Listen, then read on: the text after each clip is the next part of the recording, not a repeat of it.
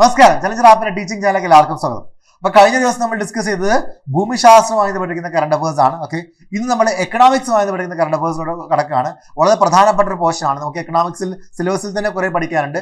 അതുമായി വളരെ close related ആയിട്ടുള്ള ഒരുപാട് ഫാക്ട്സ് നമ്മൾ കറണ്ട് അഫേഴ്സിന്റെ ഭാഗമായിട്ട് പഠിക്കുന്നതായിരിക്കും. അപ്പോൾ നമുക്ക് ക്ലാസ്സിലോട്ട് കിടക്കാം. അതിന് മുമ്പ് നമ്മുടെ ചാനൽ ആരെങ്കിലും സബ്സ്ക്രൈബ് ചെയ്യാൻ വിട്ടുപോയിട്ടുണ്ടെങ്കിൽ ഇപ്പോൾ തന്നെ സബ്സ്ക്രൈബ് ചെയ്യുക. മാത്രമല്ല നമ്മുടെ ടെലഗ്രാം ചാനൽ അംഗമാവാൻ വേണ്ടി ശ്രമിക്കുക. അതിനുള്ള ലിങ്ക് നമ്മൾ ഡിസ്ക്രിപ്ഷൻ ബോക്സിൽ കൊടുത്തിട്ടുണ്ട്.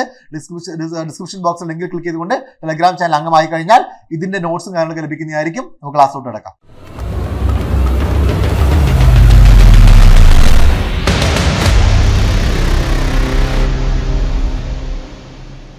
അപ്പൊ ധനതത്വശാസ്ത്രം, അതായത് എക്കണോമിക്സുമായി ബന്ധപ്പെട്ടിരിക്കുന്ന കറണ്ട് അഫേഴ്സ് ആണ് നോക്കാൻ പോകുന്നത്. ഒന്നാമത്തെ ചോദ്യം, ബാങ്കിംഗ് ഇടപാടുകൾക്ക് പൂർണ്ണ ഡിജിറ്റൽ സംവിധാനം ഒരുക്കിയ ആദ്യ സംസ്ഥാനം ഏതാണ്? ബാങ്കിംഗ് ഇടപാടുകൾക്ക് പൂർണ്ണ ഡിജിറ്റൽ സംവിധാനം ഒരുക്കിയ ആദ്യ സംസ്ഥാനം ഏതാണ്? വളരെ പ്രധാനപ്പെട്ട ചോദ്യമാണ്. ഉത്തരം കേരളം. ശ്രദ്ധിച്ചിരിക്കേണ്ട പോയിന്റാണ്. ഒന്ന് രണ്ട് റിലേറ്റഡ് ഫാക്ട്സും കൂടുതൽ പഠിക്കാനുണ്ട്.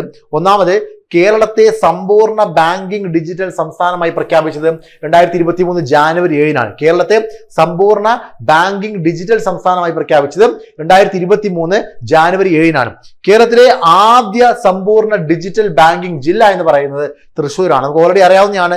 തൃശ്ശൂർ എന്ന് പറയുന്നത് കേരളത്തിന്റെ ഒരു ബാങ്കിംഗ് ക്യാപിറ്റലും കൂടിയാണ്. ഒരുപാട് ബാങ്കിംഗ് സ്ഥാപനങ്ങളുടെ ആസ്ഥാനം സ്ഥിതി ചെയ്യുന്നത് തൃശ്ശൂർ ജില്ലയിലാണ്. ആ ജില്ലയാണ് കേരളത്തിലെ ആദ്യ സമ്പൂർണ്ണ ഡിജിറ്റൽ ബാങ്കിംഗ് ജില്ല എന്ന് പറയുന്നത് കേട്ടോ. ഇവിടുത്തെ ചോദ്യം എന്തായിരുന്നു?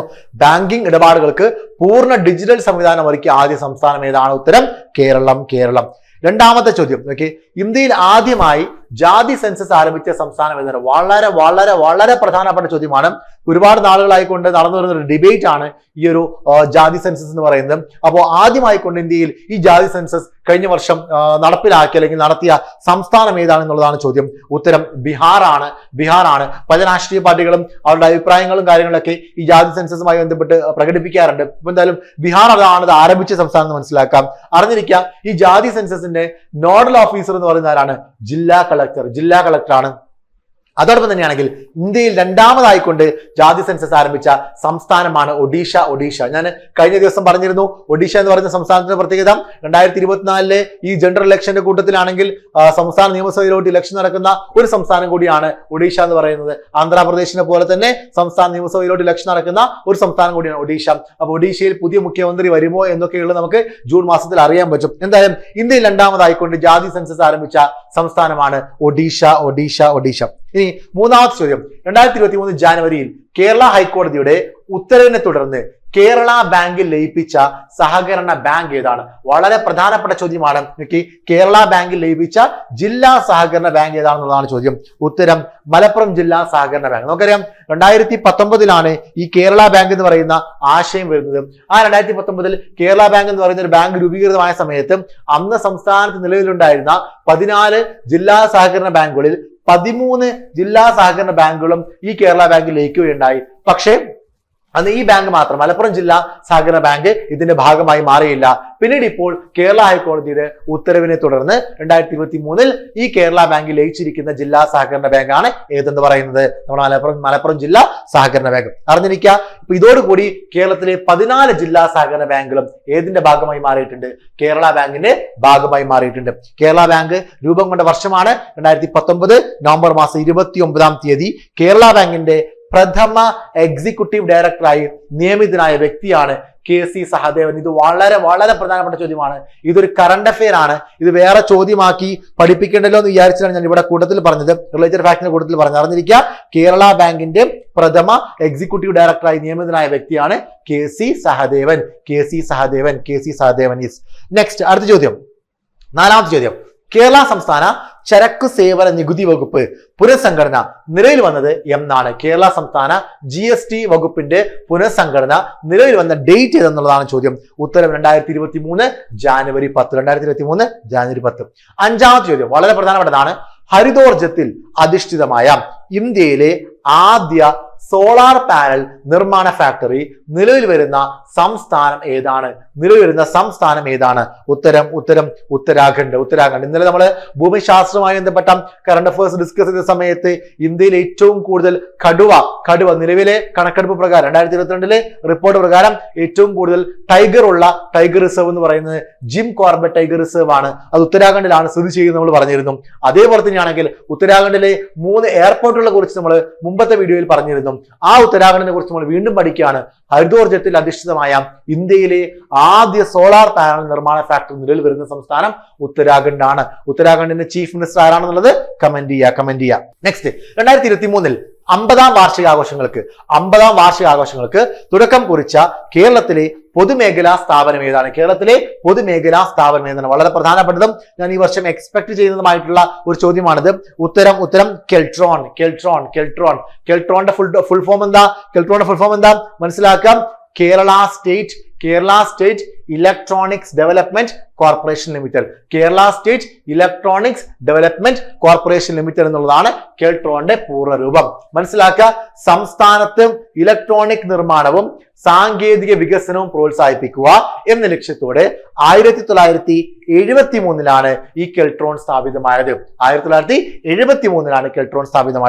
KPP നമ്പ്യാർ അറിഞ്ഞിരിക്കുക. KPP നമ്പ്യാർ ആയിരുന്നു ഇതിന്റെ സ്ഥാപക അധ്യക്ഷൻ. ഇലക്ട്രോണിക് ഘടകങ്ങൾ മുതൽ സങ്കീർണമായ ഉപകരണങ്ങളും സിസ്റ്റങ്ങളും വരെ നിർമ്മിക്കുന്ന കെൽട്രോൺ ഒരു മൾട്ടി പ്രൊഡക്റ്റ് ഓർഗനൈസേഷൻ ആണ്. അപ്പോ സംസ്ഥാന സർക്കാരിന്റെ തന്നെ വിവിധ പൊതുമേഖലാ സ്ഥാപനങ്ങൾ, ഇപ്പൊ KCB പോലെയുള്ള സ്ഥാപനങ്ങൾക്ക് ആവശ്യമായിട്ടുള്ള പല സംവിധാനങ്ങളും ഒക്കെ നിർമ്മിക്കുന്നത് കെൽട്രോൺ ആണ്. അതുപോലെ തന്നെയാണെങ്കിൽ ആഭ്യന്തര വകുപ്പിന് ആവശ്യമായിട്ടുള്ള സിഗ്നലുകൾ മറ്റുമൊക്കെ, അതായത് ട്രാഫിക് സിഗ്നലുകൾ കാര്യങ്ങളൊക്കെ അത് നിർമ്മിക്കുന്നത് കെൽട്രോൺ. അങ്ങനെ കേരള സർക്കാരിന് കീഴിലുള്ള പല പൊതുമേഖലാ സ്ഥാപനങ്ങൾക്കും ആവശ്യമായി വരുന്ന ഇലക്ട്രോണിക് ഉപകരണങ്ങളും മറ്റും ഇവർ നിർമ്മിക്കുന്നുണ്ട്. പുറത്തു നിന്നുള്ള ഓർഡറുകൾ വേറെയും സ്വീകരിക്കുന്നുണ്ട്. അപ്പൊ എന്തായാലും ഈ Kerala state electronics development corporation limited എന്ന് പറയുന്ന സ്ഥാപനം 50ാമത്തെ വാർഷികം ആഘോഷിക്കാൻ പോകുന്നു. 73 ഇത് സ്ഥാപിക്കപ്പെട്ടത് എന്ന് മനസ്സിലാക്കട്ടോ. KPP നമ്പ്യാരായിരുന്നു ആദ്യത്തെ അധ്യക്ഷൻ. 7ാമത്തെ ചോദ്യം, ഇന്ത്യയുടെ ചരിത്രത്തിൽ ഏറ്റവും ദൈർഘ്യം കുറഞ്ഞ ബജറ്റ് പ്രസംഗം നടത്തിയ ധനമന്ത്രി ആരാണ്? വളരെ പ്രധാനപ്പെട്ട ചോദ്യമാണ്. ഇന്ത്യയുടെ ചരിത്രത്തിൽ ഏറ്റവും ദൈർഘ്യം കുറഞ്ഞ ബജറ്റ് പ്രസംഗം നടത്തിയ ധനമന്ത്രി ആരാണ്? ഉത്തരം നിർമ്മലാ സീതാരാമൻ. ആരാണ്? Nirmala Sitharaman finance minister of India ആണ്. എന്തായാലും ജൂൺ 4-ാം തീയതി നമ്മുടെ റിസൾട്ട് വന്നതിന് ശേഷം, ജനറൽ ഇലക്ഷന്റെ റിസൾട്ട് വന്നതിന് ശേഷം പുതിയ മന്ത്രിസഭ അധികാരത്തിൽ വരുന്നതായിരിക്കും. ആ സമയത്ത് പുതിയ മന്ത്രിസഭയിലെ നമ്മുടെ ഫിനാൻസ് മിനിസ്റ്റർ, അതായത് ധനകാര്യ വകുപ്പ് മന്ത്രി ആരാണെന്നുള്ളത് പഠിക്കേണ്ടി വരും. പുതിയ മന്ത്രിസഭ വരുമ്പോൾ തീർച്ചയായിട്ടും പുതിയ ബജറ്റും വരും. ആ സമയത്ത് നമുക്ക് അതിനെക്കുറിച്ച് പിന്നീട് ഡിസ്കസ് ചെയ്യും. എന്തായാലും കഴിഞ്ഞ വർഷത്തെ ബജറ്റിലൂടെയാണ് ഈ ഒരു ചരിത്ര നേട്ടം ഉണ്ടായിരിക്കുന്നത്. ഏറ്റവും കുറഞ്ഞ ദൈർഘ്യമുള്ള ഒരു ബജറ്റ് അവതരിപ്പിച്ച വ്യക്തിയായിട്ട് നിർമ്മലാ സീതാരാമൻ മാറി. മാത്രമല്ല അറിഞ്ഞിരിക്കാം, ഈ നിർമ്മലാ സീതാരാമൻ തന്നെയാണ് ഇന്ത്യയുടെ ചരിത്രത്തിലെ ഏറ്റവും ദൈർഘ്യമേറിയ ബജറ്റ് പ്രസംഗം നടത്തിയത്. ഓക്കെ, അതും ഇവരുടെ പേരിൽ തന്നെയാണ്. അത് 2020 2023 ഏറ്റവും ദൈർഘ്യം കുറഞ്ഞ ബജറ്റ് നടത്തിയത്. ഓക്കെ, അത് 87 മിനിറ്റ് ആയിരുന്നു. എത്രയാണ്? 87 മിനിറ്റ് ആയിരുന്നു. 87 മിനിറ്റ് ആണ് കഴിഞ്ഞ വർഷത്തെ ബജറ്റ്. ഇതാണ് ഏറ്റവും ചെറിയ ബജറ്റ് എന്ന് പറയുന്നത്. എന്നാൽ 2020 ഏറ്റവും ദൈർഘ്യമേറിയ ബജറ്റ് പ്രസംഗം 2 മണിക്കൂറും 40 മിനിറ്റുമാണ് നീണ്ടത് കേട്ടോ. 2 മണിക്കൂറും 40 മിനിറ്റ്. തുടർച്ചയായി 5ാമത്തെ ബജറ്റ് പ്രസംഗമാണ് തുടർച്ചയായുള്ള 5ാമത്തെ ബജറ്റ് പ്രസംഗമാണ് നിർമ്മലാ സീതാരാമൻ നടത്തിയത്. 2023 അവരുടെ 5ാമത്തെ ബജറ്റ് പ്രസംഗമായിരുന്നു എന്നും കൂടെ അറിഞ്ഞിരിക്കണം.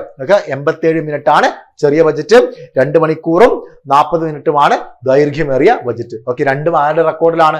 ആരുടെ പേരിലാണ്? നിർമ്മലാ സീതാരാമൻ. ഓൺലൈൻ ഗെയിമിൽ നിന്നുള്ള വരുമാനത്തിന് കേന്ദ്ര സർക്കാർ നിശ്ചയിച്ച നികുതി നിരക്ക് എത്രയാണ്? വളരെ പ്രധാനപ്പെട്ടതാണ്. നിങ്ങൾക്ക് പ്രതീക്ഷിക്കാവുന്ന ഒരു നികുതി മാറ്റമാണ്, അറിഞ്ഞിരിക്കേണ്ടതാണ്. ചോദ്യം വരാൻ നല്ല സാധ്യതയുണ്ട്. നമുക്ക് നികുതി എന്ന് പറഞ്ഞിട്ട് തന്നെ, ടാക്സ് എന്ന് പറഞ്ഞാൽ നമുക്ക് പഠിക്കാനുണ്ട്. അറിഞ്ഞിരിക്കുക. ഉത്തരം എന്താണ്? എത്രയാണ്? 30%. ഓൺലൈൻ ഗെയിമിൽ നിന്നുള്ള വരുമാനം, അതിന്റെ 30% നികുതി നിരക്കായിട്ട് നിശ്ചയിച്ചിരിക്കുന്നു കേട്ടോ. യെസ്, അപ്പൊ 10,000 രൂപ പരിധി ഒഴിവാക്കിയിട്ടുണ്ട്. മുൻപ് 10,000 രൂപ വരെ നികുതി ഉണ്ടായിരുന്നില്ല. ഓക്കെ, അപ്പൊ ഈ 10,000 രൂപയുടെ പരിധി ഇപ്പോൾ ഒഴിവാക്കിയിട്ടുണ്ട്. ഇപ്പൊ എത്രയാണ് നമുക്ക് വരുമാനം കിട്ടുന്നത്? അതിന് 30% നമ്മൾ എന്ത് ചെയ്യണം? ടാക്സ് അടക്കണം എന്ന് അറിഞ്ഞിരിക്കാം. നെക്സ്റ്റ്, 9ാമത്തെ ചോദ്യം. 2047 ഏത് രോഗം പൂർണ്ണമായും ഇല്ലാതാക്കുന്നതിനുള്ള പ്രത്യേക പദ്ധതികളാണ് 2023 കേന്ദ്ര ബജറ്റിൽ അവതരിപ്പിക്കപ്പെട്ടത്. അപ്പോൾ ആരോഗ്യ മേഖലയുമായി ബന്ധപ്പെട്ട് 2023 ബജറ്റിൽ പൊതു ബജറ്റിൽ ഒരു പർട്ടിക്കുലർ ലോകത്തെ 2047 കൂടി തുടച്ചു നീക്കാൻ വേണ്ടിയിട്ടുള്ള പദ്ധതികൾ കൊണ്ടുവന്നു. ഏതാണ് ആ ഒരു രോഗം എന്നുള്ളതാണ് sickle cell anaemia. Sickle cell അനീമിയയെ കുറിച്ച് നമ്മൾ രോഗങ്ങളും രോഗകാരികളും എന്ന് പറയുന്ന ഒരു ടോപ്പിക് നമുക്ക് ബയോളജിയിൽ പഠിക്കാനുണ്ട്. അവിടെയൊക്കെ നമ്മൾ പഠിക്കുന്ന ഒന്നാണ് സിക്കിൾ സെൽ അനീമിയ. അറിഞ്ഞിരിക്കുക, സിക്കിൾ സെൽ അനീമിയ എന്ന് പറയുന്ന ഒരു പാരമ്പര്യ രോഗങ്ങളിൽപ്പെട്ട ഒന്നാണ്. ഒന്ന്. രണ്ടാമത്, ശരീരത്തിലുടനീളം ഓക്സിജൻ കൊണ്ടുപോകുന്ന RBC ചുവന്ന രക്താണുക്കൾ. ഈ ചുവന്ന രക്താണുക്കളുടെ ഘടനയിൽ ഇത് സ്വാധീനം ചെലുത്തുന്നുണ്ട്. ചുവന്ന രക്താണുക്കൾ സാധാരണയായി ഗോളാകൃതിയിലുള്ളതും വഴക്കമുള്ളതുമാണ്. ഇത് രക്തക്കുഴലുകളിലൂടെ എളുപ്പത്തിൽ കടന്നു പോകാൻ അനുവദിക്കുന്നു. എന്നാൽ സിക്കിൾ സെൽ അനീമിയയിലെ ചില ചുവന്ന രക്താണുക്കൾ അരിവാൾ അല്ലെങ്കിൽ ചന്ദ്രക്കലയുടെ ആകൃതിയിലാണ്. ഇത് കഠിനവും ഒട്ടിപ്പിടിക്കുന്നതുമായി മാറുന്നു, രക്തയോട്ടം മന്ദഗതിയിലാക്കുകയോ തടയുകയോ ചെയ്യുന്നു. അപ്പൊ ഇതാണ് ഈ ഒരു രോഗാവസ്ഥ എന്ന് പറയുന്നത് കേട്ടോ. അപ്പൊ RBCയുമായി ബന്ധപ്പെട്ട് അല്ലെങ്കിൽ അതിനെ ബാധിക്കുന്ന അല്ലെങ്കിൽ ചുവന്ന രക്താണുക്കളുടെ പ്രവർത്തനത്തെ ബാധിക്കുന്ന ഒരു രോഗം തന്നെയാണ്. അപ്പൊ ഈ സിക്കിൾ സെൽ അനീമിയ ഒരു പാരമ്പര്യ രോഗമാണ്. അതിനെ കംപ്ലീറ്റ്ലി തുടച്ചു നീക്കാൻ വേണ്ടി 2047 കൂടി തുടച്ചു നീക്കാൻ വേണ്ടി കേന്ദ്ര സർക്കാർ പദ്ധതികൾ ആസൂത്രണം ചെയ്തിട്ടുണ്ട്. അപ്പൊ ഇതും ശ്രദ്ധിച്ചിരിക്കേണ്ട ഒരു പോയിന്റ് ആണ്. 10ാമത്തെ ചോദ്യം, കേരള സർക്കാർ ഈ ടാക്സി കാറുകൾക്ക് ഏർപ്പെടുത്തിയ നികുതി നിരക്ക് എത്രയാണ്? കേരള സർക്കാർ ഈ ടാക്സി കാറുകൾക്ക് ഏർപ്പെടുത്തിയ നികുതി നിരക്ക് എത്രയാണ്? 5%. അപ്പൊ നേരത്തെ നമ്മള് ഓൺലൈൻ ഗെയിമിൽ നിന്നുള്ള വരുമാനത്തിൽ നിന്ന് 30% ടാക്സ് പറഞ്ഞു. ഇത് ഈ ടാക്സികൾക്കാണെങ്കിൽ കേരള സർക്കാർ ഏർപ്പെടുത്തിയിരിക്കുന്ന ടാക്സ് ആണ് 5% കേട്ടോ. 11, ഏഷ്യയിലെ ഏറ്റവും വലിയ ഹെലികോപ്റ്റർ നിർമ്മാണശാല സ്ഥിതി ചെയ്യുന്നത് എവിടെയാണ്? ഏഷ്യയിലെ ഏറ്റവും വലിയ ഹെലികോപ്റ്റർ നിർമ്മാണശാല സ്ഥിതി ചെയ്യുന്നത് ഇന്ത്യയിലാണോ? യെസ്, തുമക്കുരു എവിടെയാണ്? ഹിന്ദുസ്ഥാൻ എയറോനോട്ടിക്സ് ലിമിറ്റഡിന്റെ കീഴിലാണ് കർണാടകയിലെ തുമക്കുരുവിൽ സ്ഥിതി ചെയ്യുന്ന ഹെലികോപ്റ്റർ നിർമ്മാണശാല. ഏഷ്യയിലെ ഏറ്റവും വലിയ ഹെലികോപ്റ്റർ നിർമ്മാണശാല ഹിന്ദുസ്ഥാൻ എയറോനോട്ടിക്സ് ലിമിറ്റഡ്, HAL കേട്ടോ, HAL. കർണാടകയിലെ തുമക്കുരു. യെസ്. നെക്സ്റ്റ് 12ാമത്തെ ചോദ്യം, കൃഷി വകുപ്പിന്റെ ആഭിമുഖ്യത്തിൽ കേരളത്തിൽ നിന്നുള്ള 65 കാർഷിക ഉൽപ്പന്നങ്ങൾ ഓൺലൈൻ വിപണിയിൽ ലഭ്യമാണ്. അതായത് ഫ്ലിപ്കാർട്ട്, ആമസോൺ പോലെയുള്ള ഓൺലൈൻ പ്ലാറ്റ്ഫോമുകളിൽ ലഭ്യമാണ്. ഏത് പേരിലാണ് ഇത് വിപണനം ചെയ്യുന്നത്? വളരെ പ്രധാനപ്പെട്ട ചോദ്യമാണ്. അറിഞ്ഞിരിക്കുക, നിങ്ങൾ ഫ്ലിപ്കാർട്ടിലൊക്കെ കയറി കഴിഞ്ഞാൽ മനസ്സിലാക്കാൻ പറ്റും. ഉത്തരം എന്താണ്? കേരൾ അഗ്രോ. അപ്പൊ കേരൾ അഗ്രോ എന്നുള്ള ബ്രാൻഡ് നെയിമിലാണ് പലതരത്തിലുള്ള കാർഷിക ഉൽപ്പന്നങ്ങൾ. അതിൽ റെഡ് സോയിൽ ഉണ്ട്. നിങ്ങൾ ഫ്ലിപ്കാർട്ട് കയറി നോക്കിയാൽ മതി, റെഡ് സോയിൽ കിട്ടും. പല ഉൽപ്പന്നങ്ങളുടെ പല ചെടികളുടെയും വിത്തിനങ്ങൾ കിട്ടുന്നുണ്ട്. ഫെർട്ടിലൈസേഴ്സ് ഉണ്ട്. അങ്ങനെ പല ചകിരിച്ചോറുണ്ട്. പല സംഭവങ്ങളും ഫ്ലിപ്കാർട്ട് വഴിയും ആമസോൺ വഴിയും നമ്മുടെ കേരള കൃഷി വകുപ്പിന്റെ നേതൃത്വത്തിലാണെങ്കിൽ ഒരു വിൽപ്പന നടത്തുന്നുണ്ട്. അതെല്ലാം കേരൾ അഗ്രോ എന്ന് പറയുന്ന ഒരു ബ്രാൻഡ് നെയിമിലാണ് വിൽപ്പന നടത്തുന്നത്. കേരൾ അഗ്രോ 65ഓളം കാർഷിക ഉൽപ്പന്നങ്ങളാണ് ഇത്തരത്തിൽ ഓൺലൈൻ വിപണിയിൽ വിറ്റഴിക്കുന്നത് കേട്ടോ. യെസ്. നെക്സ്റ്റ്, ഐക്യരാഷ്ട്ര സംഘടന 2023 അന്താരാഷ്ട്ര ചെറുധാന്യ വർഷമായി ആചരിക്കുന്നതിന്റെ ഭാഗമായി ചെറുധാന്യങ്ങളെ കുറിച്ചുള്ള അവബോധം വർദ്ധിപ്പിക്കുന്നതിനായി ഇന്ത്യയുമായി ചേർന്ന് ആരംഭിക്കുന്ന ആഗോള സംരംഭം ഏതാണ്? ഉത്തരം എന്താണ്? MIIRA. ഉത്തരം എന്താണ്? അതിന്റെ ഫുൾ ഫോം എന്താ? Millet international initiative for research and awareness. അറിഞ്ഞിരിക്കുക, 2023 ഇന്റർനാഷണൽ മില്ലറ്റ് ഇയർ ആയിരുന്നു അല്ലെ? ചെറുധാന്യങ്ങളുടെ വർഷമായിരുന്നു. ആ മില്ലറ്റുമായി ബന്ധപ്പെട്ട് റിസർച്ച് നടത്താനും വിവിധ കാര്യങ്ങൾ കൊണ്ടുവരാനും വേണ്ടിയിട്ടാണെങ്കിൽ ഐക്യരാഷ്ട്രസഭയും ഇന്ത്യയും കൂടെ ചേർന്നുകൊണ്ട് ഒരു ഇനീഷ്യേറ്റീവ് തുടങ്ങിയിരിക്കുന്നു. അതിന് പേരാണ് MIIRA, millet international initiative for research and awareness എന്ന് പറയുന്ന മിറ എന്ന് പറയുന്ന പദ്ധതി കേട്ടോ. മറക്കാൻ പാടില്ല. യെസ്. ഓക്കെ. നെക്സ്റ്റ് 14, UPI വഴിയുള്ള പണമിടപാടുകൾ കൂടുതൽ സുഗമമാക്കുന്നതിനായി ഇന്ത്യയുടെ UPI സംവിധാനവുമായി ബന്ധിപ്പിക്കപ്പെട്ട പേ നൗ എന്ന ഓൺലൈൻ ട്രാൻസാക്ഷൻ പ്ലാറ്റ്ഫോം ഏത് രാജ്യത്തിൻ്റെതാണ്? UPI വഴിയുള്ള പണമിടപാടുകൾ കൂടുതൽ സുഗമമാക്കുന്നതിനായി ഇന്ത്യയുടെ UPI സംവിധാനവുമായി ബന്ധിപ്പിക്കപ്പെട്ട പേ നൗ എന്ന പ്ലാറ്റ്ഫോം ഏത് രാജ്യത്തിൻ്റെതാണ്? ഉത്തരം സിംഗപ്പൂർ. അറിഞ്ഞിരിക്കുക, സിംഗപ്പൂർ. നെക്സ്റ്റ്. ഓക്കെ. 15ാമത്തെ ചോദ്യം, ഇന്ത്യയിലെ ആദ്യത്തെ മുനിസിപ്പൽ ബോണ്ട് സൂചിക ആരംഭിച്ച സംസ്ഥാനം? ഇന്ത്യയിലെ ആദ്യത്തെ മുനിസിപ്പൽ ബോണ്ട് സൂചിക ആരംഭിച്ച സംസ്ഥാനം ഏതാണ്? ഓക്കെ. ഉത്തരം സംസ്ഥാനമല്ല, സ്ഥാപനം നാഷണൽ സ്റ്റോക്ക് എക്സ്ചേഞ്ച്. ഇന്ത്യയിലെ ആദ്യത്തെ മുനിസിപ്പൽ ബോണ്ട് സൂചിക ആരംഭിച്ച സ്ഥാപനമാണ് നാഷണൽ സ്റ്റോക്ക് എക്സ്ചേഞ്ച്. നെക്സ്റ്റ്, 2023 മാർച്ചിൽ സ്റ്റാർട്ടപ്പ് പ്രോത്സാഹിപ്പിക്കുന്നതിനായി ഇന്ത്യയോടൊപ്പം സ്റ്റാർട്ടപ്പ് ബ്രിഡ്ജിന് രൂപം നൽകിയ രാജ്യം ഏതാണ്? ഇതെല്ലാം വൺ വേർഡ് ഫാക്ടറികളാണ്. 2021 മാർച്ചിൽ സ്റ്റാർട്ടപ്പ് പ്രോത്സാഹിപ്പിക്കുന്നതിനായി ഇന്ത്യയോടൊപ്പം സ്റ്റാർട്ടപ്പ് ബ്രിഡ്ജിന് രൂപം നൽകിയ രാജ്യം ഏതാണ്? ഉത്തരം ഇറ്റലി. ഇറ്റലിയാണ് സ്റ്റാർട്ടപ്പ് ബ്രിഡ്ജിന് രൂപം നൽകിയ രാജ്യം. നമുക്കറിയാം നമ്മുടെ രാജ്യത്ത് സ്റ്റാർട്ടപ്പ് മിഷൻ ഉണ്ട്, നമ്മുടെ സംസ്ഥാനത്ത് കേരള സ്റ്റാർട്ടപ്പ് മിഷൻ ഉണ്ട്. അപ്പോൾ സ്റ്റാർട്ടപ്പുകൾക്ക് വലിയ രീതിയിലുള്ള പ്രാധാന്യം, അവർക്ക് വലിയ രീതിയിലുള്ള ബെനിഫിറ്റ്, ടാക്സ് ബെനിഫിറ്റ് ആവട്ടെ, മറ്റുള്ള ബെനിഫിറ്റ്സ് ഒക്കെ സംസ്ഥാന സർക്കാരും കേന്ദ്ര സർക്കാർ നൽകുന്നുണ്ട്. അതുപോലെ തന്നെയാണെങ്കിലൊക്കെ ഈ സ്റ്റാർട്ടപ്പ് സിസ്റ്റത്തെ പ്രോത്സാഹിപ്പിക്കാൻ വേണ്ടിയിട്ട് ഇന്ത്യയുമായിട്ട് സ്റ്റാർട്ടപ്പ് ബ്രിഡ്ജിന് രൂപം നൽകിയിരിക്കുന്ന രാജ്യമാണ് ഏത്? ഇറ്റലി എന്ന് പറയുന്നത്. ഇറ്റലി. യെസ്. ഓക്കെ. നെക്സ്റ്റ് 18ാമത്തെ ചോദ്യം. ഡോളർ ആശ്രയത്വം കുറയ്ക്കുന്നതിനായി ഇന്ത്യൻ രൂപയിൽ വ്യാപാര ഇടപാടുകൾ നടത്താൻ 2023 ഏപ്രിൽ 1 തീരുമാനിച്ച വിദേശ രാജ്യം. വളരെ പ്രധാനപ്പെട്ട ഒരു ഇനിഷ്യേറ്റീവാണ്. 2023 ഏപ്രിൽ 1 സാമ്പത്തിക വർഷം തുടങ്ങുന്ന ആ ദിവസം തന്നെ ഇന്ത്യൻ രൂപയിൽ വ്യാപാര ഇടപാടുകൾ നടത്താൻ വേണ്ടി തീരുമാനിച്ച വിദേശ രാജ്യമാണ് മലേഷ്യ. തീരുമാനിച്ച രാജ്യമാണ് മലേഷ്യ. അപ്പോൾ ഡോളർ ആശ്രയത്വം കുറക്കാനായി ഇന്ത്യൻ രൂപയിൽ വ്യാപാരം ഇടപാടുകൾ നടത്തുന്ന രാജ്യം ഏതെന്ന് ചോദിച്ചു കഴിഞ്ഞാൽ ഉത്തരം ഏതാണ്? മലേഷ്യ. വളരെ പ്രധാനപ്പെട്ട പോയിന്റ് ആണ് കേട്ടോ. 2023 ഏപ്രിൽ ഉപഭോക്താക്കളുടെ അപേക്ഷയുമായി ബന്ധപ്പെട്ട പ്രക്രിയകൾ ലളിതമാക്കുന്നതിനും കാര്യക്ഷമമാക്കുന്നതിനുമായി ഭാരതീയ റിസർവ് ബാങ്ക് ആരംഭിക്കുന്ന കേന്ദ്രീകൃത പോർട്ടൽ ഏതാണ്? അപ്പോ ജനങ്ങളുടെ അപേക്ഷ അല്ലെങ്കിൽ വ്യത്യസ്ത ഉപഭോക്താക്കളുടെ അപേക്ഷ, അതുമായി ബന്ധപ്പെട്ടിരിക്കുന്ന പ്രക്രിയകൾ, ഇതെല്ലാം ലളിതമാക്കുന്നതിനും കാര്യക്ഷമമാക്കുന്നതിനും വേണ്ടിയിട്ട് RBI ഒരു പുതിയ കേന്ദ്രീകൃത പോർട്ടൽ പുറത്തിറക്കിയിരിക്കുന്നു. ആ പോർട്ടലിന്റെ പേരാണ് പ്രവാഹ്. അപ്പൊ ഇതൊക്കെ വിവിധ സ്കീമുകളുടെയും ക്യാമ്പയിനുകളുടെയും പദ്ധതികളുടെയൊക്കെ ഭാഗമായിട്ട് ചോദിക്കാവുന്നതാണ്. പ്രവാഹ് എന്ന് പറയുന്ന ആ ഒരു ഇനീഷ്യേറ്റീവ് അല്ലെങ്കിൽ ആ ഒരു പോർട്ടൽ കൊണ്ടുവന്നിരിക്കുന്ന ആരാണ്? റിസർവ് ബാങ്ക് ഓഫ് ഇന്ത്യ ആണെന്ന് മനസ്സിലാക്കുക കേട്ടോ. പ്രവാഹ് കൊണ്ടുവന്നിരിക്കുന്നത് റിസർവ് ബാങ്ക് ഓഫ് ഇന്ത്യ ആണ്. 20ാമത്തെ ചോദ്യം. കേരളത്തിലെ ആദ്യത്തെ ക്യാമ്പസ് വ്യവസായ പാർക്ക് നിലവിൽ വരുന്നത് എവിടെയാണ്? അപ്പോ സംസ്ഥാന സർക്കാർ നേതൃത്വത്തിലാണെങ്കിൽ ഹയർ എഡ്യൂക്കേഷൻ ക്യാമ്പസുകളിലൊക്കെ ഉന്നത വിദ്യാഭ്യാസം നടത്തുന്ന സ്ഥാപനങ്ങളുടെ ക്യാമ്പസുകളിലാണെങ്കിൽ, അതായത് കോളേജുകളുടെ ഒക്കെ ക്യാമ്പസുകളിലാണെങ്കിൽ വ്യവസായ പാർക്കുകൾ സ്ഥാപിക്കാനുള്ള ഒരു പദ്ധതി കൊണ്ടുവന്നിട്ടുണ്ട്. അതിന്റെ ഭാഗമായിട്ട് കേരളത്തിലെ ആദ്യത്തെ ക്യാമ്പസ് വ്യവസായ പാർക്ക് നിലവിൽ വരുന്നത് എവിടെയാണ്? തൊടുപുഴയിലാണെന്ന് മനസ്സിലാക്കാം. 2021 ചോദ്യം. ലോക ബാങ്കിന്റെ 14ാമത് പ്രസിഡന്റായി ചുമതലയേറ്റ വ്യക്തിയാണ്. വളരെ പ്രധാനപ്പെട്ടതാണ്. കഴിഞ്ഞ വർഷം ഈ ചോദ്യം വന്നു എന്നുള്ളതാണ് എന്റെ ഓർമ്മ. ഈ ചോദ്യം ഇനിയും ആവർത്തിക്കാനുള്ള സാധ്യതയുണ്ട്. ലോക ബാങ്കിന്റെ 14ാമത് പ്രസിഡന്റായി ചുമതലയേറ്റത് ആരാണ്? ഉത്തരം അജയ് ബംഗ. ഇന്ത്യൻ വംശജനായിട്ടുള്ള അജയ് ബംഗയാണ്. ഡേവിഡ് മാൽപ്പസ് മാറിയിരിക്കുന്നു. അജയ് ബംഗ ചുമതല ഏറ്റെടുത്തിരിക്കുന്നു. അജയ് ബംഗ. ഓക്കെ. നെക്സ്റ്റ് 22. ലണ്ടനിലെ സെൻട്രൽ ബാങ്കിംഗ് നൽകുന്ന ഗവർണർ ഓഫ് ദി ഇയർ പുരസ്കാരം 2023 നേടിയതാരാണ്? ഗവർണർ ഓഫ് ദി ഇയർ പുരസ്കാരം 2023 നേടിയതാരാണ്? ഉത്തരം അറിഞ്ഞിരിക്കുക.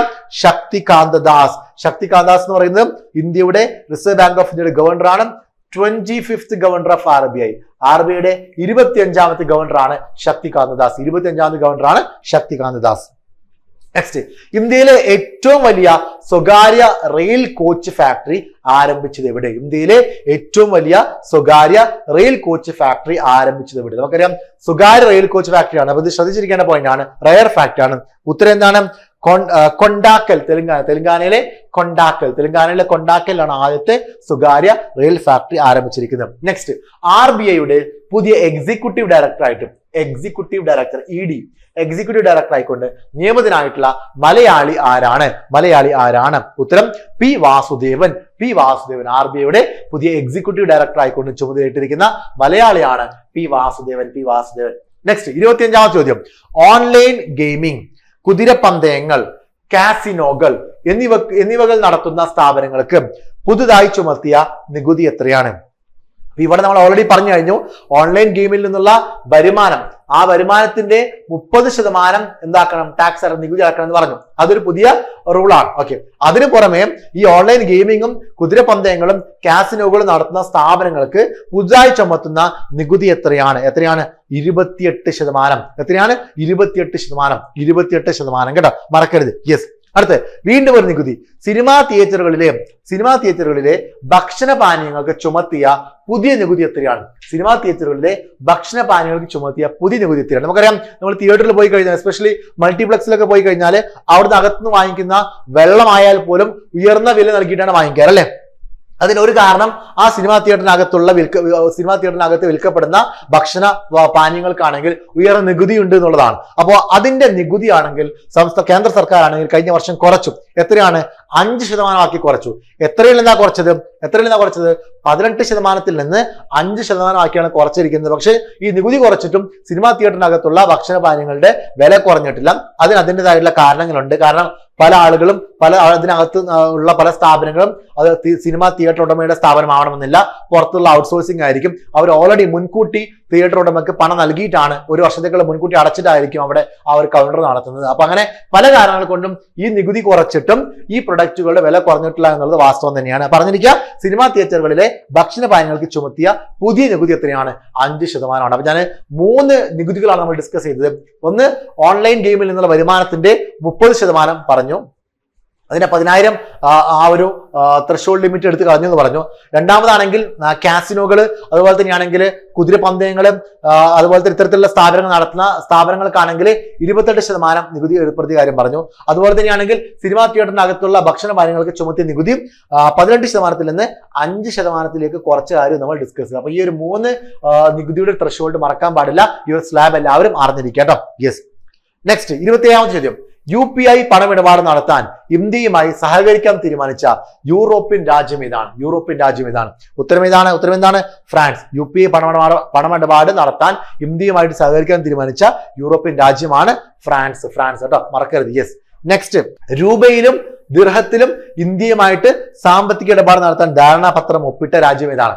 രൂപയിലും ദിർഹത്തിലും ഇന്ത്യയുമായിട്ട് സാമ്പത്തിക ഇടപാട് നടത്താൻ ധാരണാപത്രം ഒപ്പിട്ട രാജ്യമാണ് ഇതെന്ന് പറയുന്നത് UAE. അറിഞ്ഞിരിക്കുക, നമ്മൾ നേരത്തെ പറഞ്ഞത് ഡോളറിന്റെ ആശ്രയത്വം കുറക്കാൻ വേണ്ടിയിട്ട് ഇന്ത്യൻ രൂപയിൽ സാമ്പത്തിക പണമിടപാടുകൾ അല്ലെങ്കിൽ ഇടപാടുകൾ നടത്താൻ വേണ്ടി തീരുമാനിച്ച രാജ്യമാണ് മലേഷ്യ. ഇവിടെ നിന്നാണ് രൂപയിലും ദിർഹത്തിലും ഇന്ത്യയുമായിട്ടുള്ള സാമ്പത്തിക ഇടപാട് നടത്താൻ ധാരണാപത്രം ഒപ്പിട്ട രാജ്യമാണ് UAE കേട്ടോ, മറക്കരുത്. നെക്സ്റ്റ് 29ാമത്തെ ചോദ്യം. 2023 ഓഗസ്റ്റ് മുതൽ ചരക്കു സേവന നികുതിയിലെ GSTയിലെ ഈ ഇൻവോയ്സിംഗ് പരിധി എത്രയാണ്? ചരക്കു സേവന നികുതിയിലെ ഈ ഇൻവോയ്സിംഗ് പരിധി എത്രയാണ്? ഉത്തരം 5 കോടി. അതായത് 5 കോടി രൂപയിൽ അധികം വാർഷിക വിറ്റ് വരുമാനമുള്ള 5 കോടി രൂപയിലധികം വാർഷിക വിറ്റ് വരുമാനമുള്ള എല്ലാ വ്യാപാരികളും B2B ബിസിനസ് നടത്തുമ്പോൾ ബിസിനസ് ടു ബിസിനസ് വ്യാപാരം നടത്തുമ്പോൾ ഈ ഇൻവോയ്സിംഗ് നിർബന്ധമാണ്. പറഞ്ഞിരിക്കേണ്ട പോയിന്റ് ആണ്. 2023 ഓഗസ്റ്റ് 1 മുതൽ ചരക്ക് സേവന നികുതിയിലെ ഈ ഇൻവോയ്സിംഗ് പരിധി എത്രയാക്കിയിട്ടുണ്ട്? 5 കോടി ആക്കിയിട്ടുണ്ട് കേട്ടോ. നെക്സ്റ്റ് 30ാമത്തെ ചോദ്യം. കേരളത്തിലെ 1 ലക്ഷം റബ്ബർ കർഷകരെ ദത്തെടുത്ത ടയർ നിർമ്മാണ കമ്പനി ഏതാണ്? ഉത്തരം എന്താണ്? Bridgestone tyres. അപ്പം കേരളത്തിലുള്ള റബ്ബർ കർഷകർക്ക് വലിയ ആശ്വാസമായിരിക്കും. അവരെ ദത്തെടുക്കുക എന്ന് പറയുമ്പോൾ അവരിൽ നിന്നായിരിക്കും ഈ റബ്ബറും മറ്റും ആര് കളക്ട് ചെയ്യുന്നത്? ഈ ബ്രിഡ്സ്റ്റോൺ ടയേഴ്സ് എന്ന് പറയുന്ന ഈ കമ്പനി കളക്ട് ചെയ്യുന്നത്. ഈ ബ്രിഡ്സ്റ്റോൺ ടയേഴ്സ് എന്ന് പറയുന്ന കമ്പനിയുടെ ആസ്ഥാനം എവിടെയാണ്? Tokyo, Japan. ഇന്ത്യൻ ഹരിത വിപ്ലവത്തിന്റെ പിതാവ് എന്നറിയപ്പെടുന്ന MS സ്വാമിനാഥൻ അന്തരിച്ചതെന്നാണ്. വളരെ പ്രധാനപ്പെട്ടതാണ്. നമ്മൾ ബയോളജിയിൽ നമുക്ക് ഹരിത വിപ്ലവം എന്ന് പറയുന്ന ഒരു ടോപ്പിക് തന്നെ പഠിക്കാനുണ്ട്. അവിടെയൊക്കെ നമ്മൾ ഡിസ്കസ് ചെയ്യുന്നതാണ്. പലതവണ PSCയുടെ ചോദ്യമായി വന്നിട്ടുള്ളതാണ്. എന്തായാലും ഇന്ത്യൻ ഹരിത വിപ്ലവത്തിന്റെ പിതാവ് എന്നറിയപ്പെടുന്ന MS സ്വാമിനാഥൻ അന്തരിച്ചത് എന്നാണ്. ഈ ഒരു ഡേറ്റ് ഓർത്തിരിക്കണം, ചോദിക്കാൻ നല്ല സാധ്യതയുണ്ട്. ഉത്തരം 2023 സെപ്റ്റംബർ 28. 2023 സെപ്റ്റംബർ 28. അദ്ദേഹവുമായി ബന്ധപ്പെട്ട് 2-3 ഫാക്ട്സ് നിങ്ങൾ അറിഞ്ഞിരിക്കണം. ഒന്നാമത്തെ ഫാക്ട് എന്ന് പറയുന്നത് ലോക പ്രശസ്ത കൃഷി ശാസ്ത്രജ്ഞനാണ് MS സ്വാമിനാഥൻ. അദ്ദേഹത്തിന്റെ പൂർണ്ണ നാമം എന്ന് പറയുന്നത് MS മാങ്കൊമ്പ് സാംബശിവൻ സ്വാമിനാഥൻ. അദ്ദേഹത്തിന്റെ ജന്മദിനം 1925 ഓഗസ്റ്റ് മാസം 7-ാം തീയതി തമിഴ്നാട്ടിലെ കുംഭകോണത്താണ്. അദ്ദേഹം മരിച്ചത് 2023 സെപ്റ്റംബർ 28-നാണ്. 23 സെപ്റ്റംബർ 28-നാണ്. നെക്സ്റ്റ് 32ാം ചോദ്യം. 2024 മാർച്ചിൽ അന്തരിച്ച ലോക പ്രശസ്ത മനഃശാസ്ത്രജ്ഞനും സാമ്പത്തിക വിദഗ്ധനും 2002 സാമ്പത്തിക ശാസ്ത്രത്തിനുള്ള നൊബേൽ പുരസ്കാര ജേതാവുമായ വ്യക്തി ആരാണ്? വളരെ പ്രധാനപ്പെട്ടതാണ്, ശ്രദ്ധിച്ചിരുന്നോളെ. 2002 എക്കണോമിക്സിനുള്ള നൊബേൽ പുരസ്കാരം നേടിയ വ്യക്തി ഒന്ന്. രണ്ടാമത് 24 മാർച്ച് മാസത്തിൽ അദ്ദേഹം അന്തരിച്ചു. ആരാണ് അദ്ദേഹം? ഡാനിൽ ഡാനിയൽ കാനിമാൻ 2024 ഈ വർഷത്തെ കറണ്ട് അഫെയർ ആണ്, അറിഞ്ഞിരിക്കേണ്ട കറണ്ട് അഫെയർ ആണ്. ഇദ്ദേഹവുമായി ബന്ധപ്പെട്ട് നിങ്ങൾ അറിഞ്ഞിരിക്കേണ്ട 1-2 പോയിന്റ്സ് ആണ്. അതിൽ ഏറ്റവും പ്രധാനപ്പെട്ട അദ്ദേഹത്തിന്റെ പുസ്തകമാണ്. അതിനകത്തോട്ട് കടക്കുന്നതിന് മുമ്പ് ബിഹേവിയറൽ എക്കണോമിസ്റ്റ്, ഇദ്ദേഹം ഒരു ബിഹേവിയറൽ എക്കണോമിസ്റ്റ് ആണ്. അതുപോലെ തന്നെ ആണെങ്കിൽ പ്രോസ്പെക്ട് തിയറിയും ലോസ് അവേർഷൻ എന്നിവയിൽ പ്രശസ്തനാണ് ഈ ഡാനിയൽ കാനിമാൻ. ഇദ്ദേഹത്തിന്റെ പ്രധാനപ്പെട്ട 2 പുസ്തകങ്ങളാണ്. ഒന്ന് തിങ്കിങ് ഫാസ്റ്റ് ആൻഡ് സ്ലോ, എന്താണ് thinking fast and slow, attention and effort കേട്ടോ.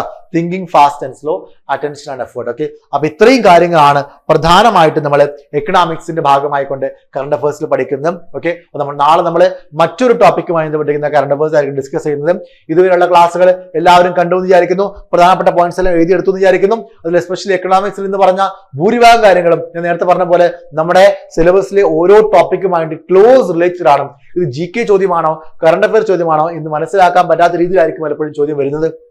അതുകൊണ്ട് ഇതിൽ പറഞ്ഞിരിക്കുന്ന നികുതിയുടെ സ്ലാബ് ആവട്ടെ, മറ്റുള്ള കാര്യങ്ങളാവട്ടെ, ഇതെല്ലാം എല്ലാവരും നോട്ട് ചെയ്ത് പഠിക്കാൻ വേണ്ടി ശ്രമിക്കാം. നമുക്ക് മറ്റൊരു ക്ലാസ്സിൽ കണ്ടുമുട്ടാം. Thank you, by.